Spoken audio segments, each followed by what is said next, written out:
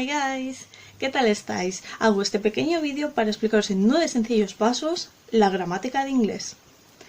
Voy a empezar el primero de todos por el verb to be. ¿Os acordáis de él? Es el primer verbo que sale en la lista de verbos y tiene un significado, tiene doble significado, ser o estar. I am Belén, soy Belén, o I am 31 years old, tengo 31 años.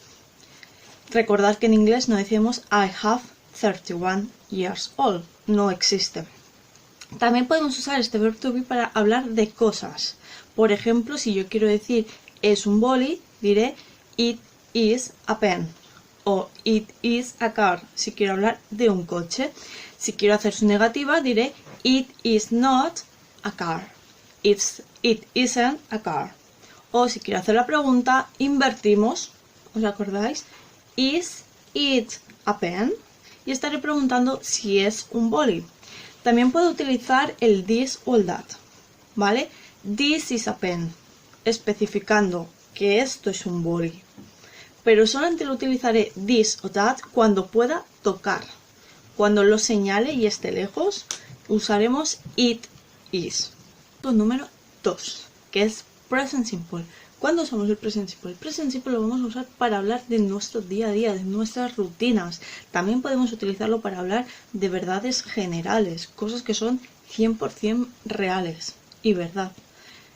Y también lo usaremos para hablar de tiempos futuros cuando nos referimos a los horarios, a los timetables, ¿vale? Acordaros que en present simple, en la tercera persona del singular, añadimos una S, ¿vale? Para he, she o it, añadiremos una S al verbo. Si queremos hacer la negativa, usaremos don't o doesn't, según sea la persona.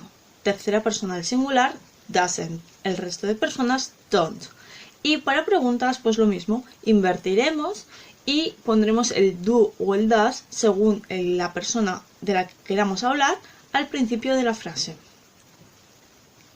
Por ejemplo, I play football o I don't play football. Do I play football? He likes eat chocolate. He doesn't like eat chocolate. ¿Veis que en la negativa la S de la tercera persona ha desaparecido del verbo porque le hemos puesto en el does? Acordaros, si pongo does o doesn't, el verbo no lleva S. Y en pregunta pues sería does he like chocolate? ¿Sí? Para hablar de tiempos futuros que he dicho también antes, por ejemplo, my train leaves at 9 p.m.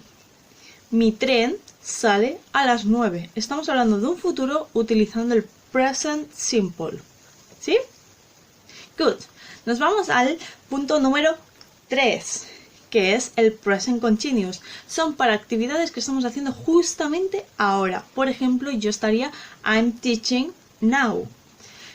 Para usar este verbo necesitaremos el sujeto, el verb to be conjugado y el verbo en ing, ¿vale? Añadiremos ing al verbo.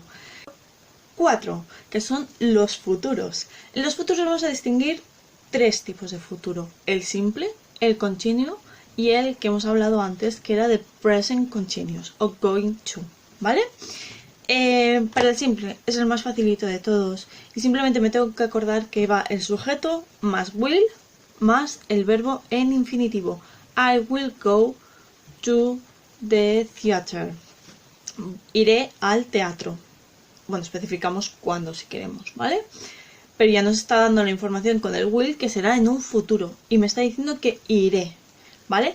Si quiero decirlo en negativo que no iré, diré I won't go to the theater. No iré al teatro. Y si lo quiero preguntar, diré will I go to the theater? ¿Iré al teatro? Para usar el future continuous, la estructura es similar, porque es el sujeto más el will más la partícula be más el verbo en ing. Y con esto vamos a hablar de momentos concretos o bueno, especificar un poquito más el momento, ¿vale? Esta estructura del futuro continuo nos está diciendo que si vas a ir, ¿vale? You will be going to the theater. ¿Vas a ir al teatro? O you won't be going to the theater. No vas a ir al teatro. Es un poco complicada, pero iremos trabajando la estructura, no os preocupéis. Y luego, pues la parte más fácil es el que hemos hablado antes de present continuous, cuando son planes 100% seguros que van a pasar. O el que más me gusta a mí, que es el going to. I'm going to the theater tonight. Es un plan que tengo y que sé que va a pasar 100% seguro. ¿Puede darse que no se dé esta noche? ¿Puede que pase que esta noche no vaya al teatro? Pues sí, podría ser, pero es un plan que está planeado, a pesar de la redundancia. Punto número 5. El 5 vamos a hablar de los pasados. Los pasados es muy fácil. Vamos a distinguir entre pasado simple y past continuous, ¿vale? El past simple solamente tenemos que acordarnos de dos cosas. Saber si el verbo es regular o irregular. Si es regular, acabaremos los verbos con ed, ¿vale? Si es irregular, tenemos que usar la lista de verbos. Segunda columna. Por ejemplo, I played football. Jugué fútbol. O I didn't play football. No jugué a fútbol. Did I play football? Jugué a fútbol. Como habéis visto, en el present simple usábamos el do o does. En past simple usamos did. Y cuando usamos la partícula o el auxiliar did, didn't, el verbo no lleva ed. El verbo no se conjuga en pasado. Usamos la fórmula de infinitivo. Por lo tanto, con didn't y did usaremos los infinitivos, mientras que en la forma positiva usaremos los verbos conjugados, o bien con ed o bien segunda columna de la tabla de verbos. Punto número 6 es el past continuous, que sería igual que el past simple, pero añadiendo verb to be y verbo en ing, ¿vale? Por lo tanto, quedarían como cosas I was watching the TV. Estaba viendo la televisión. Wasn't watching the TV. No estaba viendo la televisión. O was I watching the TV. Estaba viendo la televisión. Con esto del past simple quiero añadir también una cosita que me resulta interesante, que es el when y el while, ¿vale? Usamos when y detrás la estructura siguiente va a ser un past simple, y si usamos un while, la estructura de detrás va a ser siempre un past continuous, ¿vale? Van a ser dos conectores que nos ayuden a entender dos acciones de pasado conectadas entre sí, ¿vale? Por ejemplo, I was watching the TV when the phone rang. Estaba viendo la televisión cuando el teléfono sonó. También lo podemos usar a la inversa. The phone rang while I was watching the TV. El teléfono sonó mientras yo veía la televisión. Llegamos al paso número 7, que es el present perfect. El present perfect siempre lleva un poquito de confusión y cuesta un poquito entender, porque son acciones que han acabado recientemente o son acciones que no están acabadas, pero están teniendo una repercusión en el presente. Simplemente tenemos que tener en mente y acordarnos de su estructura. Su estructura es sujeto más have o has, dependiendo del sujeto que tengamos, más el verbo de la tercera columna, un past participle, ¿vale? He has sung. Todo esto con la práctica se va cogiendo. En negativo, ese have se convierte en haven't o hasn't, ¿ok? I haven't been in New York. No he estado en Nueva York. Have I been in New York? ¿He estado en Nueva York? Who knows? También para recordar de los present perfects podemos utilizar el for o el since. Since son para periodos largos, significa desde, y es cuando hablamos de un periodo largo. I've been living in Barcelona since I was born, desde que nací. Pero podría decir I've been living in Barcelona for 3 years, desde hace 3 años. 8. Que son los conditionals. Sabéis que a mí me encantan y ya hemos hablado de ellos muchas veces, pero los vuelvo a repetir. Hay 3, ¿vale? Bueno, hay 4 porque el 0, pero no lo contamos, o sea, vamos a hacer el primero, el segundo y el tercero. El primero es para hablar de cosas del futuro y lo usaremos con will. El segundo es para hablar de hipótesis y lo usaremos con el would. Y el tercero es para hablar de regrets. Bueno, hipótesis del pasado, cosas que hubieran pasado pero a lo mejor no han pasado.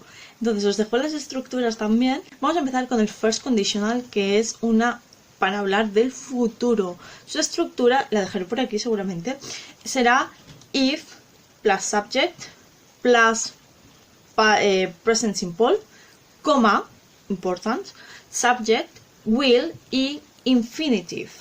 Por ejemplo, if I studied, I will pass. Si estudiara, aprobaría. Son las hypotheses, las hipótesis. Este condicional tiene que usamos en la primera frase el past simple y en la segunda frase el would más el infinitivo. Por ejemplo, if I studied, I would pass. Si estudiara, aprobaría. Y el tercer condicional es el de los regrets, el de los arrepentimientos, el de cosas del pasado que podrían haber sido diferentes. Por ejemplo, su estructura, que no lo he dicho, es de past perfect en la primera frase, seguido de una segunda frase con el would have y past participle. Por ejemplo, if I had studied, I would pass the exam. Si hubiera estudiado, hubiera aprobado el examen. Es un arrepentimiento que tengo porque podría haber aprobado tranquilamente. Y bien, llegamos ya al punto número 9. El punto número 9 son los modal verbs. Hay una lista bastante grande, pero la voy a resumir y os dejaré abajo un cuadro resumen con más cositas de los modal verbs, ¿vale? Los modal verbs tenemos, vamos a hablar del can, vamos a hablar de should, must y have to, ¿vale? Todos estos tienen sus negativos también, ¿vale? Aquí quiero añadir también el might y el might, que son bastante utilizados, ¿vale? Empiezo. Can es una probabilidad y una habilidad. Can I play the piano? ¿Puedo tocar el piano? O I can play the piano. Puedo tocar el piano. Es una habilidad que tengo. Por ejemplo, en probabilidad o en pregunta, can I go to the toilet? ¿Puedo ir al baño? También podemos usarlo en negativo. I can't speak German. No puedo hablar alemán. Otro de los modal verbs es el should. Should es para hablar de deberías. Un consejo que te voy a dar yo a ti, ¿vale? Por ejemplo, si el cole empieza a las 8 de la mañana, tú deberías estar en clase a las 7:55. So, you should be at school at 7:55. ¿Sí? En negativo, you shouldn't be at school at 8:10, por ejemplo. Luego tenemos el caso del must. El must es un debes, obligación que te imponen. Por ejemplo, you must be quiet. Tú debes estar tranquilo. O you mustn't smoke in the school. Tú no debes fumar en el cole. Y por último tendríamos have to. Have to es una imposición que te impones tú. Y se traduciría como tengo que. I have to study. Tengo que estudiar. Pero cuidado, que su negativo es don't have to, que significa todo lo contrario. Es si no quiero, no lo hago, no lo necesito hacer.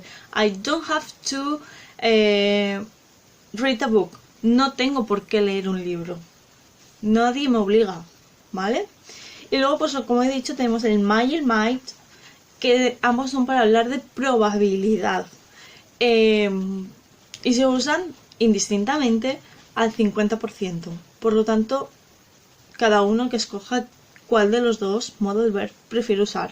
Por ejemplo, si está nublado y yo estoy hablando con alguien y creo que esas nubes son de lluvia, le puedo decir it might rain this afternoon. Creo que va a llover, podría llover, quizás llueve esta tarde. ¿Sí? Pues hasta aquí dejo los 9 puntos. Espero que os sirvan, sean de ayuda y cualquier cosita nos vamos hablando. Bye.